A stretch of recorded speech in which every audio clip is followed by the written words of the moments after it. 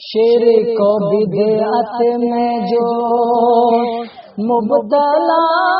ہو گیا، شرک و بدعت میں جو مبتلا ہو گیا، دین و ایمان اس کا فنا ہو گیا۔ گلیاں گھیر لیتے ہیں، گڑھے کھود ڈالتے ہیں،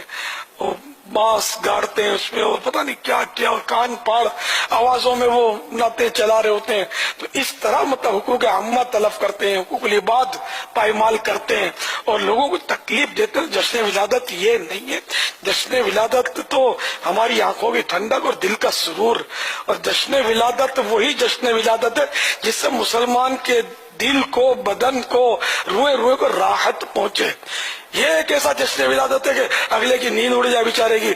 گل کان پھاڑ آواز سے وہ نعتیں پڑی جا رہی ہیں، اور ایکو ساؤنڈ لگا ہوا ہے، گلی گھری بھی، اور واہ واہ مرحبا،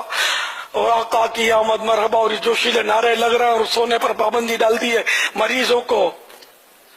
آرام لینے پر پابندی، چھوٹے بچے کو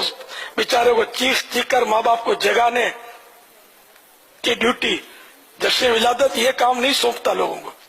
بلکہ جشن ولادت وہی ہے جو میں نے کہا کہ 100% شریعت کے دائرے میں رہ کر منایا جائے، ورنہ وہ جشن ولادت نہیں ہے، وہ آپ کا سیر و تفریح ہے، وہ اس میں کوئی وہ ثواب کی امید نہ رکھیں بلکہ گناہوں کی صورتیں واضح ہیں اس میں۔ تو ہم جشن ولادت اس لیے کرتے ہیں کہ ہمیں ثواب ملے، ہمارا رب راضی ہو،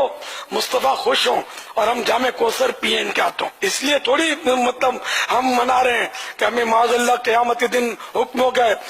جہنم میں چلے جاؤ، تم نے مسلمانوں کو تنگ کیا ہے، لوگوں کے دل دکھائے، تم نے نیندیں برباد کی ہیں، لوگوں کی راستے گھیر کر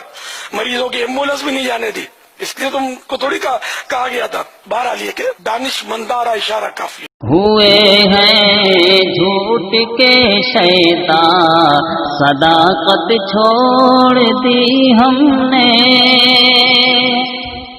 ہوئے ہیں جھوٹ کے شیطان، صداقت